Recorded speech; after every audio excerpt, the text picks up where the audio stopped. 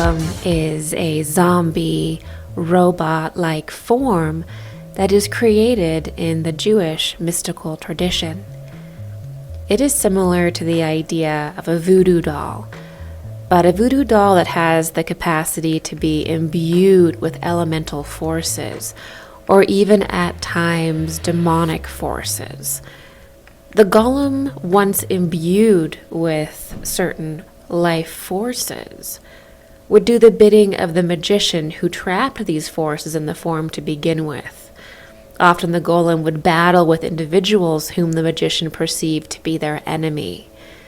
The most famous golem is the Golem of Prague, and many esotericists liken the modern transhumanism movement to a modern-day practice of creating golems.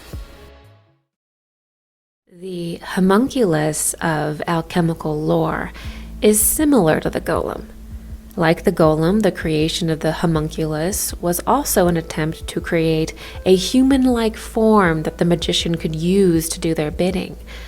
The same idea was also present in the occult belief that an individual could also summon a specific soul into a body or form through a particular magical rite. This can be seen with Aleister Crowley's Moonchild rite and the notorious Babylon working of NASA pioneer Jack Parsons and Scientology creator L. Ron Hubbard. The creation of the golem, or the homunculus, is an attempt to create life without the essence of the feminine, without the womb, and without the woman's egg. This practice can be seen in modern times as the creation of robots, transhuman forms, and even genetic manipulation, or hybridization. The desire to create form without the feminine, and without the power of the womb and the egg, is dangerous, and it will not liberate humanity, it will only destroy it. No forms can survive nor evolve unless they pass through the womb of the mother and incorporate the feminine principle. Are we repeating the same? When you watch somebody sitting in a room with maybe some goggles or maybe just with a screen all day, is he trapped inside this small room, or is he or she, liberated into the immaterial realm of cyberspace, of the metaverse? And this theological battle from 2,000 years ago is now becoming a real battle about how human life would look like in coming generations, and what is the role of our bodies. I mean, are they important in any way? Or is the point to kind of release our mind or our soul from this to exist in an immaterial realm? Is the Aldebaran myth of the Nazis' Thule Society sanitized? Sanitized so it can be accepted by the masses as part of the coming alien god religion. It is called the Mars origin myth because, according to the secret societies behind the Third Reich, Mars was the last planet inhabited by the superhuman Aryan alien gods that civilized the Earth. The word Aldebaran could not be used, as many people were disgusted by the Nazis and their occult beliefs. So, in order to propagate their religious human origin mythos to humanity, they simply removed the Aldebaran part in the beginning and focused on the last leg of their journey, on Mars instead. A chimera is a hybrid creature that is a mixture of different kinds of forms. A chimera could be a human-animal mix, depictions of lower astral creatures. Ancient chimeric images often have a higher meaning, representing a specific time or esoteric stream. In these images, the chimerical form is an allegory. It is representing a higher spiritual concept and is not an actual being. However, other depictions of chimeras perhaps tell a different story and represent a sect of dark Atlantean magicians trying to access higher wisdom through the actual physical creation of a chimera. a kind of ritual magic using DNA and the forces of creation.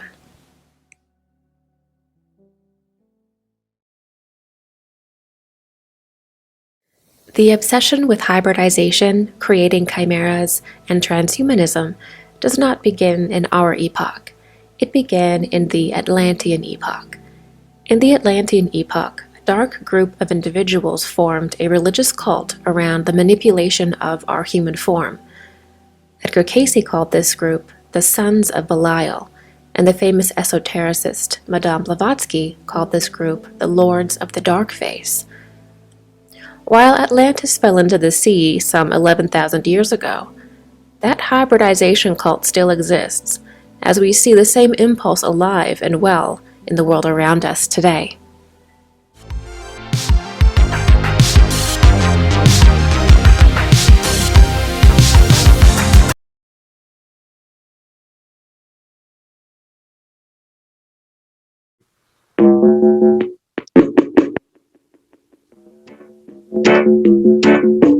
This is a song of the old time proverbs, yeah. This is a song of the old time proverbs, hey, hey. Awata waka wa pumpkin belly, whoa, whoa, whoa. Who wants me that know me whole time gonna from down in the country? She says so, oh no, she says so.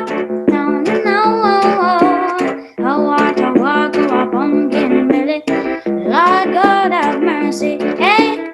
Who asked me that? No, me whole time running from down in the country. Grandma, oh yes I know. I won't tell you now. She says so, seem like you're selling, gal. Seem like you're selling, holy gal. Yeah. Yeah.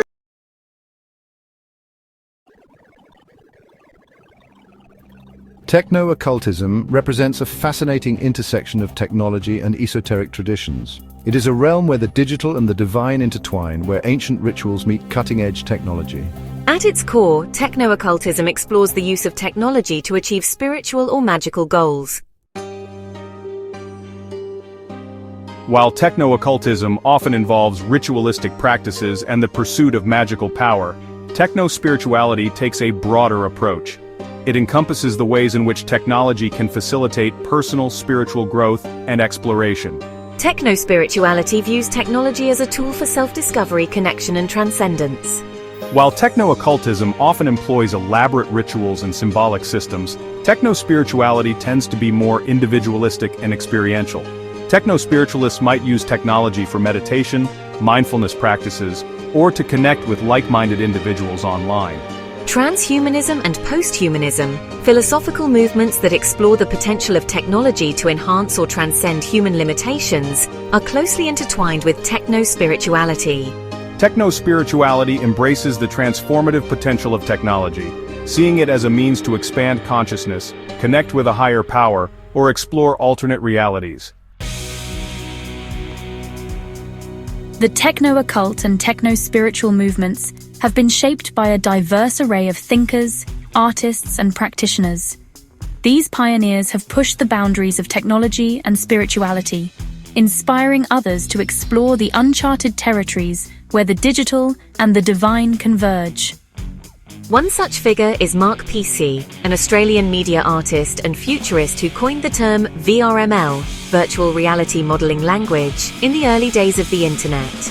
Another influential figure is Douglas Rushkoff, an American media theorist and author who has written extensively on the intersection of technology, culture, and spirituality. The extropianism movement, founded in the late 1980s, is another key player in the techno-occult landscape. Extropians are proponents of transhumanist ideas, advocating for the use of technology to radically extend human lifespan, intelligence, and well-being. Section 4. Rituals in the Digital Age. Techno-occult practices in action. Techno-occult practices are as diverse as the individuals and groups who engage in them. One example of a techno-occult practice is the use of sigil magic, a technique for manifesting desires through the creation and charging of symbolic representations of those desires. Traditionally, sigils are created by hand and then launched into the unconscious through various methods. However, some techno-occultists have begun using computers to generate and manipulate sigils, believing that the digital realm offers a unique environment for amplifying their power. Another example is the use of virtual reality for ritual purposes. Virtual reality headsets can create immersive experiences that transport users to other worlds and dimensions. Some techno-occultists even experiment with hacking and coding as forms of ritual magic.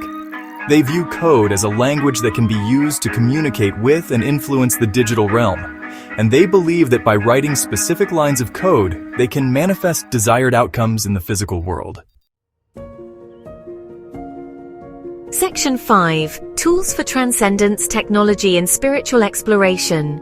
Beyond the realm of ritual magic, technology is also being used in a variety of ways to facilitate personal spiritual growth and exploration.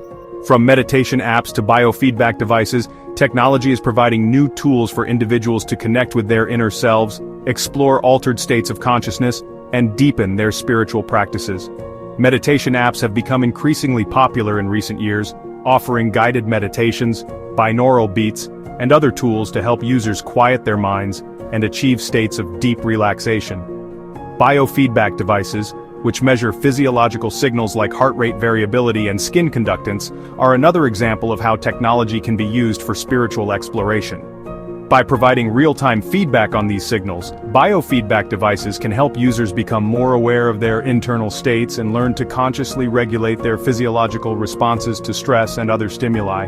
Some individuals are even exploring the use of psychedelics in conjunction with technology as a means of spiritual exploration.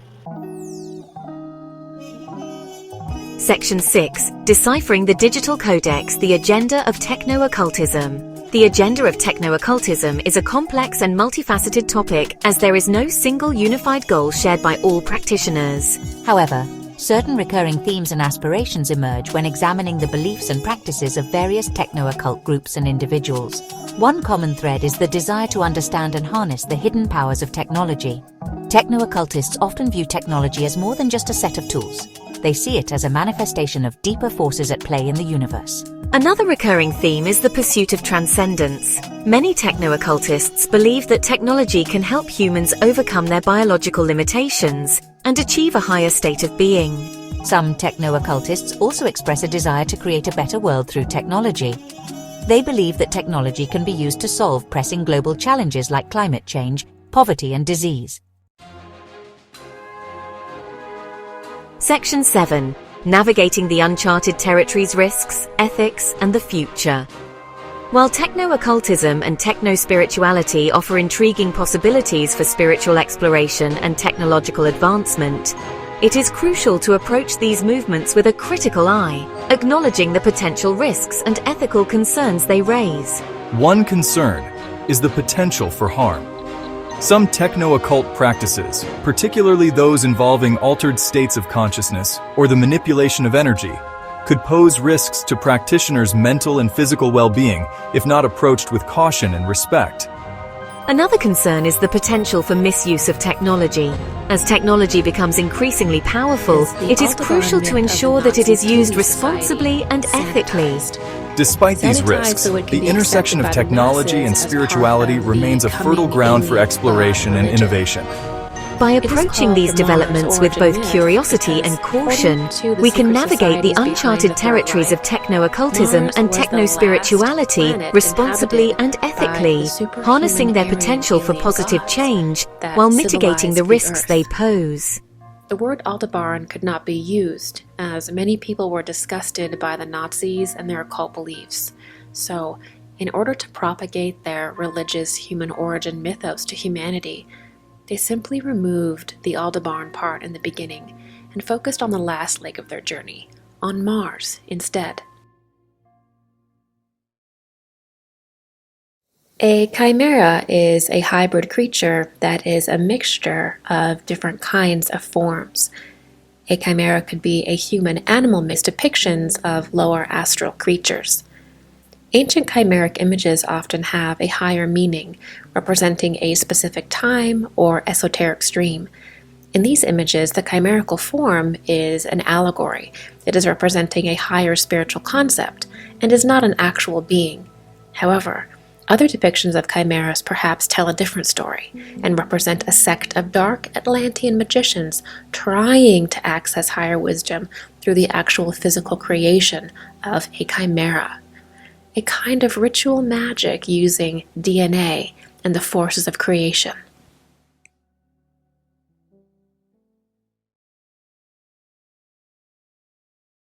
The obsession with hybridization, creating chimeras, and transhumanism does not begin in our epoch. It began in the Atlantean epoch. In the Atlantean epoch, a dark group of individuals formed a religious cult around the manipulation of our human form. Edgar Cayce called this group the Sons of Belial, and the famous esotericist Madame Blavatsky called this group the Lords of the Dark Face. While Atlantis fell into the sea some 11,000 years ago, that hybridization cult still exists, as we see the same impulse alive and well in the world around us today.